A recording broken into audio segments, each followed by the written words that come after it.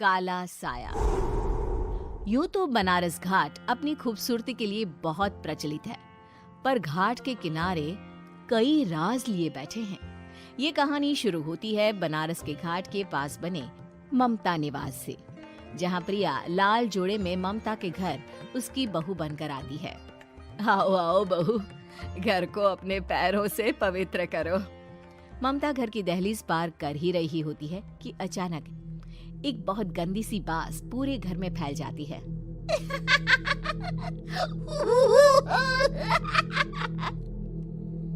ये बदबू और ये आवाजें, ये कौन हंस रहा है माँ? अब ये पड़ोसी ना हमारे थोड़े अलग से है। कहाँ हम शाकाहारी और ये मांस मच्छी खाने वाले। छोड़, तू ध्यान मत दे और गृह प्रवेश कर। और हाँ बहू, अपनी सास की एक बात हमेशा याद रखना, इन पड़ोसियों से तो कभी बात नहीं करेगी। अच्छे लोग नहीं है ये। अपनी सास की ये बात मानेगी ना बेटा? हाँ माँ, जो आपकी मर्जी, मैं उनसे बात नहीं करूंगी। अगले दिन प्रिया अपनी पहली रसोई बनाने रसोई घर में जाती है। ये छोकी बात तो नाक में जा रही है। एक काम करती हूँ, खिड़की खोल देती हूँ। प्रिया खिड़की खोलने जाती है। इतने जाले, लगता है इस खिड़की को कभी खोला ही नहीं गया। पर ऐसा क्यों? ओह, नॉन वेज की स्मेल आती होगी ना। 2 मिनट के लिए खोल लेती हूँ, फिर बंद कर दूंगी। प्रिया खिड़की खोलती है। खिड़की खोलते ही उसकी नजर सामने वाले घर की खिड़की पर पड़ती है, जहाँ एक लड़की खड़ी होती है। हाथों में मेहंदी, लाल रंग की साड़ी, बिल्कुल सजी धजी, मानो प्रिया की तरह ही वो भी नई नवेली बहू हो। वो प्रिया को देखकर मुस्कुराती है। हे भगवान, माँ ने तो इनसे बात करने को मना किया था।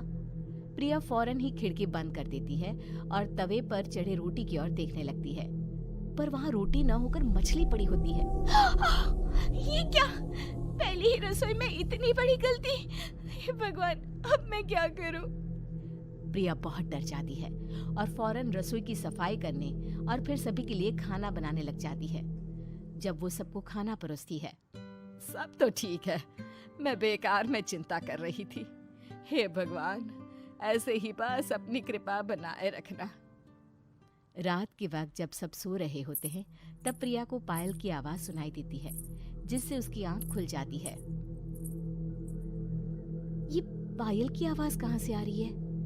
प्रिया उठकर उस आवाज के पीछे छत की सीढ़ियों तक जाती है।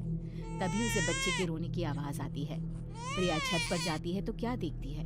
वही लाल साड़ी वाली लड़की अपनी गोद में एक नवजात बच्चे को घुमा घुमा कर सुला रही है। तभी प्रिया की नजर उसके पेट पर पड़ती है। ओह गॉड, ये तो प्रेग्नेंट भी है। सुनिए, बच्चा सो नहीं रहा है क्या?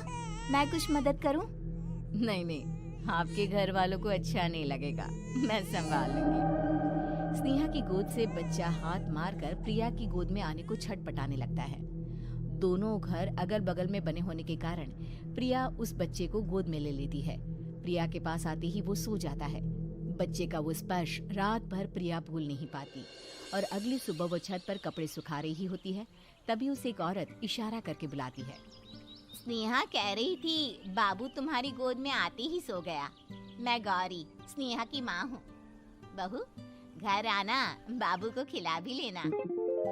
शाम को जब घर पर कोई नहीं रहता, बच्चे से मिलने के लिए प्रिया छिपकर अपनी पड़ोसन के घर चली जाती है और कुछ देर बच्चे को खिलाकर वापस लौट आती है। इसके कुछ दिन बाद ही प्रिया को पता चलता है कि वो माँ बनने वाली है। ममता की खुशी का ठिकाना नहीं रहता।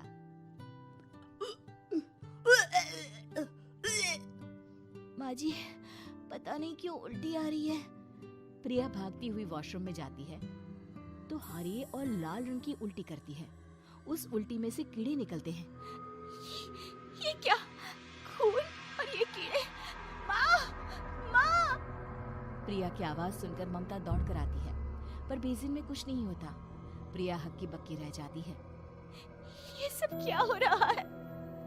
प्रिया घबरा जाती है और अपने कमरे में जाकर सो जाती है। डर के कारण वो इतनी थक जाती है कि उसकी आंख लग जाती है। तब उसे ऐसा लगता है उसके पेट पर मानो कोई बैठा हुआ हो। कौन हो? प्रिया के पेट पर एक 5 महीने की बच्ची बैठी हुई थी, जो बुरी तरह जली हुई थी। माँ, तुम ही मुझे लाई ना अपने पेट में। मैं तुम्हारी माँ नहीं हूँ। कौन हो तुम? माँ, देखो मैं जल गई बुरी तरह से। 6 महीने पेट में रहने को भी मुझे नहीं मिला। सहला दो ना माँ। बचाओ! बचाओ! माँ! ममता दौड़कर कमरे में आती है। प्रिया की बातें सुनकर वो सब समझ जाती है। तू कहीं बगल वाले घर में तो नहीं जाकर आई ना बहू? मुझे माफ कर दो, मैं गई थी माँ। उस घर में सब मरे हुए हैं बहू। कई साल पहले स्नेहा उस घर में बहू बनकर आई थी। कुछ ही दिन में वो एक बच्चे को जन्म देने वाली थी। पूरा घर बच्चे के आने की खुशी में खोया था कि एक दिन अचानक उस घर में आग लग गई। सब बुरी तरह जलकर मर गए। गौरी आज भी दादी बनने का इंतजार कर रही है और इसीलिए स्नेहा ने अपना अजन्मा बच्चा तुम्हारी कोख में डाल दिया। ममता ये कह रही होती है कि पीछे से उसके पैरों को एक बच्चा पकड़ लेता है। दादी, दादी। माँ, स्नेहा की गोद में यही बच्चा था। ये बच्चा कौन है फिर? तेरी मौत है। तेरी भी दादी। जिस चीज का ममता को डर था वही हो गया।